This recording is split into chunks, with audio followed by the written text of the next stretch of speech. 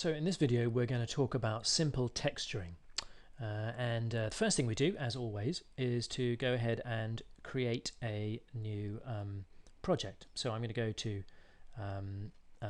project window, and I'm going to create a new folder. I'm going to call this texturing. Whoops, if I spell it right that might help. Texturing. Accept all of the various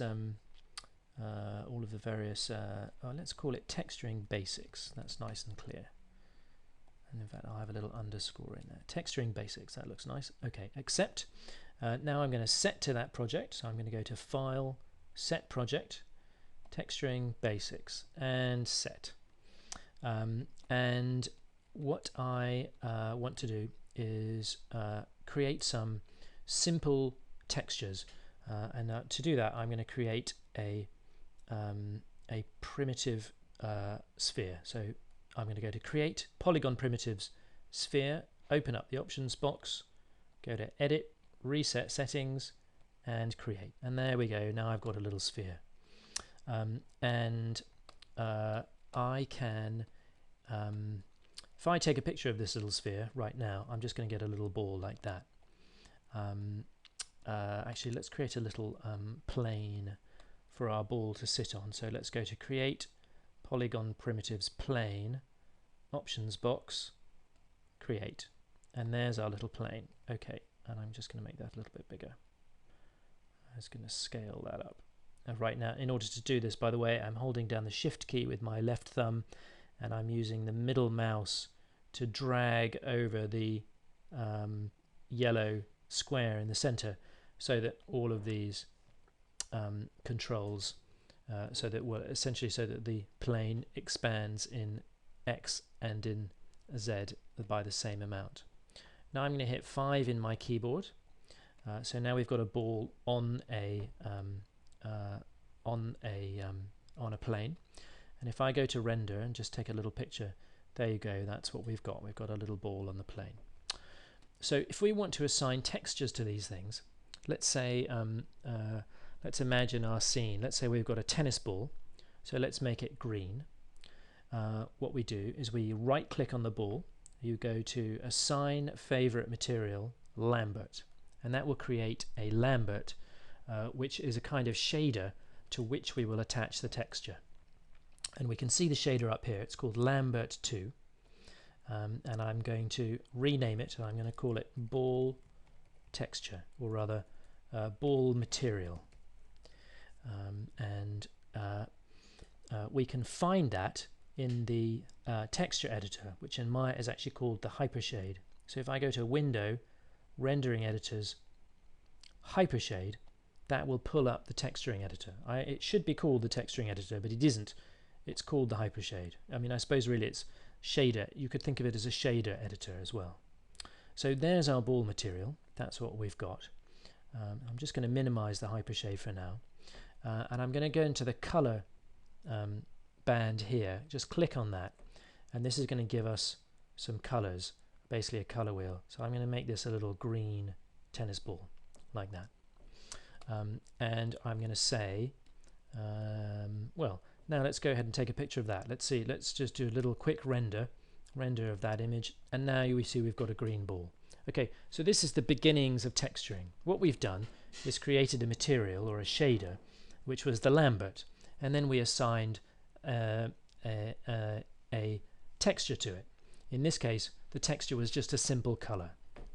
Let's go ahead and assign something to the ground. So let's select the ground plane.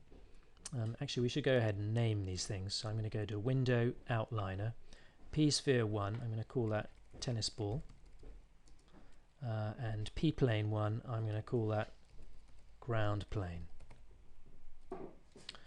And I'm going to leave the outliner, and I'm going to right click on the ground plane, and I'm going to assign favorite material Lambert, and once again I'm going to name that, and I'm going to call that ground material.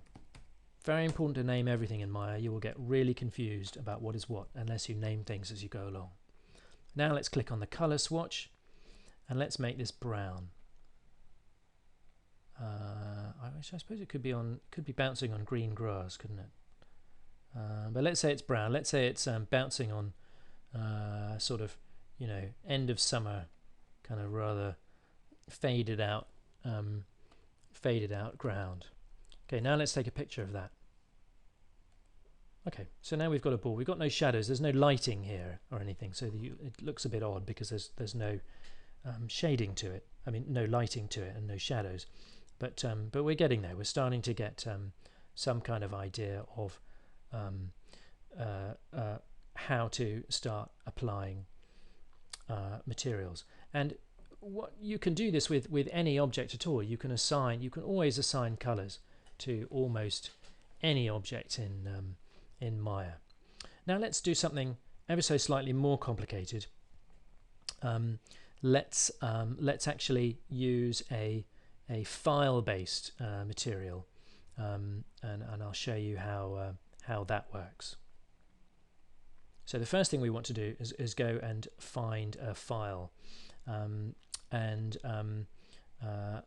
what I've actually done is I've downloaded an image from Google, and actually what you can do is you can if I open up Google now, actually I'm going to open up internet. No, sorry, that's fine. So if I open up my browser, and then I go to Google, and then I go to Google Images, and then I type in tennis ball texture map,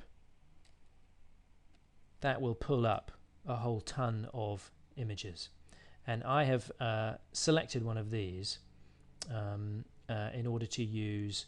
Most of these are copyright, of course, so do make sure you give credit to whoever you're using. But something like this, or perhaps this one here, should help. Should enable you to get a texture map on the ball. So I'm going to minimize that. Now I'm going to open up my documents folder, and I'm going to go into Maya, projects, texturing basics. That's the one I want. And in my images folder, I'm going to go and Control V paste the two images that I wanted. And if I go to large icons here, you can see the images that I've used. And because we've set to the images folder in our project folder, if we go and try and apply that texture to the ball, Maya should know where to find it. So rather than use this rather fake looking green texture here, I'm going to go and use I'm going to go and try and find the file texture, and I'm going to click on this. Oh no, sorry, we're in the wrong thing here. Click on the ball, take the tennis ball, and then go to ball material. That's there. And now I'm going to click on this little button here, and we're going to start digging for. Actually, sorry, change that. I'm going to go and click on this little checkered flag here. So click on that, and that's going to create a new node. Maya is composed of nodes. Everything is a node in Maya, so don't be afraid of that. It's going to create a node, and what we want to do is go to File, because we're going to go and browse our files. So click on File, and then that's going to create a little window here, and it's going to be looking. It's now looking for an image, and what you want to do is click on this little yellow folder here, and that's looking for the file. Okay, it's actually looking in the source images folder. Silly me, I put it in the images folder rather than the source images folder. Typically Maya looks in source images, but we'll just go up one in the directory, go to images, and there it is. There's our tennis ball color TIFF, and I'm just going to open that, and that should now automatically apply itself to our ball, although it doesn't appear to have done so. I'm not entirely sure why. Let me just try it, see what happened there. Color, tennis ball color, open. Why hasn't that worked? Oh, it has worked. Okay, we're obviously. Oh yes, it's okay. So I hadn't hit 6 on my keyboard. If you want to see texture on your keyboard, if I'm in 5, I'm still in grey shade. but if I'm in 6, then I'm in texture mode. And now you can see that that texture map has applied itself to the ball, so it now looks a bit like a tennis ball. And if I now take an image of that using the renderer, we're getting something that looks much more like a real tennis ball. Obviously it's got no lighting on it, it's got no it's only got a texture, so it still feels rather fake. It's got no shadows, but that's basically a file texture where you're using an external image to map onto the ball, as opposed to what we did before, which was a very, very simple procedural texture where we just loaded up a color onto the ball. And we could actually do the same. We could find an image of grass and then attach that to the ground plane, and that would give some sense of a real grassy surface, although it probably would look rather fake. But that's the very basics of how to apply simple procedural textures, e.g. a color, and file-based textures where you're using Google Images or Getty Images or whatever your preferred source in order to load images into Maya.